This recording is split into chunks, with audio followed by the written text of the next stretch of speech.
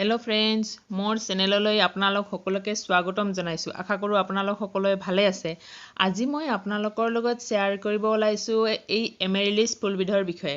এই ফুলবিধৰ কেনেকৈ কেয়াৰ ল'ব লাগে বা কেনেকৈ ৰুব লাগে আৰু ইয়াৰ কেনেকৈ যতন ল'ব লাগে এই বিষয়ে মই আপোনালোকৰ লগত শ্বেয়াৰ কৰিম। আৰু মোৰ যিখিনি ফুল আছে সেইখিনিৰ এটা অভাৰভিউ দেখুৱাই ল'ম। মোৰ এই গোটেই ফুলখিনি গ্ৰাউণ্ডত লগোৱা হৈছে। মোৰ টাবতো আছে, কিন্তু মই আজি টাবৰ ফুলখিনি নেদেখুৱাওঁ। টাবত তেনেকৈ মই ৰোৱা নাই, এটা বা দুটা টাবতহে ৰুইছোঁ, কিন্তু মই এই গ্ৰাউণ্ডতে বহুতখিনি লগাইছোঁ। এয়া লগোৱা প্ৰায় 3 বছৰমান হৈ গ'ল।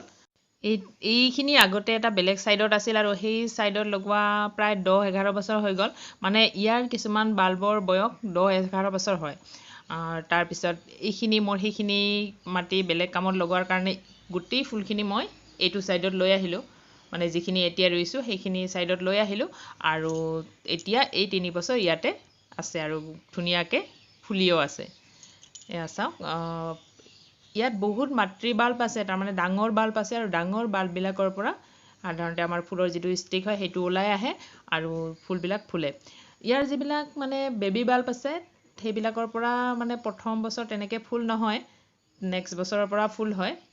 কিন্তু যিবিলাক পুৰণা আছে সেইবিলাকৰ পৰা এডাল ওলায় বা 2-3ডালো ওলাব পাৰে তেনেকুৱা ষ্টিক, আৰু সেই ষ্টিকবিলাকতে ফুলবিলাক ফুলে। এয়া চাওক ধুনীয়াকৈ ফুলিছে। আজি যিহেতু ৰাতিপুৱাই আছে এতিয়া, সেইকাৰণে গোটেই ফুলখিনি মেল খোৱা নাই। অলপ বেলি হোৱাৰ লগে লগে ই মেল খাই যাব আৰু গোটেই দেখিবলৈ বহুত ধুনীয়া হয়। এয়া চাওক মই এনেকৈ লগাইছোঁ, তলত এনেকৈ আছে গোটেইখিনি। মানে কিছুমান বাল্ব মানে মাটিৰ অলপ ওপৰৰ ছাইডত আছে, কিছুমান মাটিৰ তলত আছে এনেকৈ। এই ফুলবিধ অতি সহজতে হ'ব পৰা এবিধ ফুল, কাৰণ ইয়াক বাল্বটো আমি যেতিয়া লগাই দিম তেতিয়া ই গ্ৰ' হৈয়ে যায়। মানে তেনেকৈ বাল্ব প্ৰায় নষ্টই নহয়, তেনেকৈ হৈ যায় আৰু বাল্বটো ঠিক পিঁয়াজৰ নিচিনাই হয়। আৰু এই মানে ফুলবিধ গোটেই বছৰে আমি লগাব পাৰোঁ, কিন্তু জানুৱাৰী বা ডিচেম্বৰ, জানুৱাৰী, ফেব্ৰুৱাৰী মাহত লগালে ইয়াৰ আমি সোনকালে ফুল পাব পাৰোঁ। আৰু যেতিয়া আমি লগাওঁ, যিমান পাৰোঁ আমি ডাঙৰ বাল্ব এটা লগালে বেছি ভাল হয়। মানে সেইটো বাল্বৰ পৰা সোনকালে আমি ফুল পাব পাৰোঁ। ডাঙৰ বাল্ববিলাকৰ পৰা যিহেতু ষ্টিকবিলাক ওলাই আহে, সেইকাৰণে আমি তেনেকৈ লগাব পাৰোঁ। আৰু ইয়াৰ কেয়াৰ হিচাপে মই যিহেতু এইখিনি গ্ৰাউণ্ডত লগাইছোঁ, গতিকে মই তেনেকৈ একো কেয়াৰ লোৱা নাই। মানে সাৰ প্ৰয়োগ প্ৰায় কমেই কৰোঁ। কেতিয়াবাহে ইয়াৰ গোবৰৰ, মানে ৰোৱাৰ সময়তে যিহেতু আমি গোবৰ দি ৰুইছিলোঁ, সেইকাৰণে তেনেকৈ একো সাৰ ব্যৱহাৰেই নকৰোঁ। অকল মাজে মাজে গছৰ পাতবিলাক ছাইডত থৈ দিওঁ আৰু তেনেকৈ গোটেই বছৰ থাকি যায়। এই গছৰ পাতবিলাকৰ পৰাই ই যি সাৰ পায় সেইখিনি সাৰে। আৰু যেতিয়া মানে এই পাতবিলাক দেখিছে এই পাতবিলাক ৰঙা পৰি গৈছে, কাৰণ যেতিয়া একেবাৰে শুকান দিন আছে, সেই শুকান দিনখিনিত প্ৰখৰ ৰ'দ ইয়াত পৰিছিল আৰু গোটেই দিনটো ৰ'দ পৰিছিল, তেতিয়া এনেকুৱা হৈ গৈছে। ইয়াৰ কাৰণে অলপ মানে যেতিয়া প্ৰখৰ ৰ'দ হয় তেতিয়া অলপ ছাঁ পৰা ঠাইত হ'লে ভাল হয়। কিন্তু টাবত হ'লে আমি সেইবিলাক মানে চিফ্ট কৰিব পাৰোঁ, কিন্তু ইয়াততো চিফ্ট কৰা ছিষ্টেম নহ'ব যিহেতু গ্ৰাউণ্ডত আছে। সেইকাৰণে এইখিনি এনেকৈ থাকি গ'ল আৰু পাতবিলাক ৰঙা পৰি গ'ল। আৰু যেতিয়া বাৰিষা আহিব তেতিয়া ইয়াৰ পাতবিলাক আমি কাটি পেলাব পাৰোঁ। কাটি পেলালে আকৌ নতুন ওলাব। মই তেনেকৈ কাটি দি থৈ দিওঁ আৰু ঠিক ফেব্ৰুৱাৰী, মাৰ্চ মাহতো এবাৰ কাটি থৈ দিওঁ। তাৰপিছত ইয়াৰ ফুলবিলাক ওলাই আহে। এতিয়া কাটিছিলোঁৱে।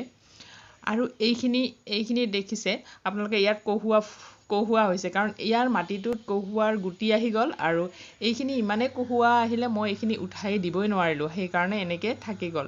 আৰু এতিয়া কহুৱাৰ মাজতে ৰঙাবৰ দেখি ভালেই লাগিছে, সেইকাৰণে মই এনেকৈ ৰাখি থৈ দিলোঁ। কিন্তু পাৰিলে এইখিনি পিছত মানে কহুৱাখিনি নোহোৱা কৰিবই লাগিব, নহ'লে গছখিনিৰ মানে ফুলখিনি ভাল ফুল নাহিব। সেইকাৰণে মই মানে এইখিনি পাৰিলে উঠাই ল'ম। এতিয়াতো এনেকৈ দেখি ভালেই লাগিছে।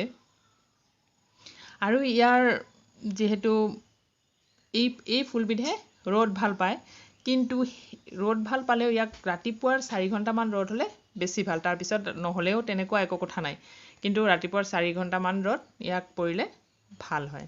মোৰ এই ফুলখিনি যিহেতু গ্ৰাউণ্ডত লগোৱা, সেইকাৰণে মই পানী প্ৰায় নিদিওঁৱে। অকল এই যিখিনি শুকান দিন হয়, শুকান দিনত ইয়াত প্ৰায় 2-3 দিনৰ মূৰে মূৰে পানী দি থাকিলে ভাল হয়। মানে তেতিয়া গছখিনি সুস্থ হৈ থাকে, কিন্তু নিদিলেও ই বাচি থাকে। ইয়াৰ কোনো মানে তেনেকুৱা মৰি নাযায়, বাচি থাকে, কিন্তু দিলে ভাল হয়।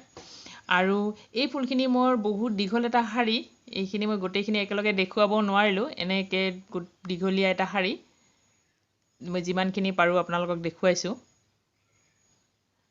যদি ভাৰ্টিকেল পাৰোঁ এবাৰ দেখুৱাই দিম। এনেকৈ গোটেইখিনি আছে, এনেকৈ গোটেই মানে বহুত দীঘল এটা শাৰী। ইয়াত বহুত কেইজোপা মানে আছে, মই হিচাপ দিব এতিয়া নোৱাৰিম, কিন্তু বহুতখিনি আছে। যিমানখিনি পাৰোঁ মই আপোনালোকক ভাৰ্টিকেলি এবাৰ দেখুৱাই লওঁ।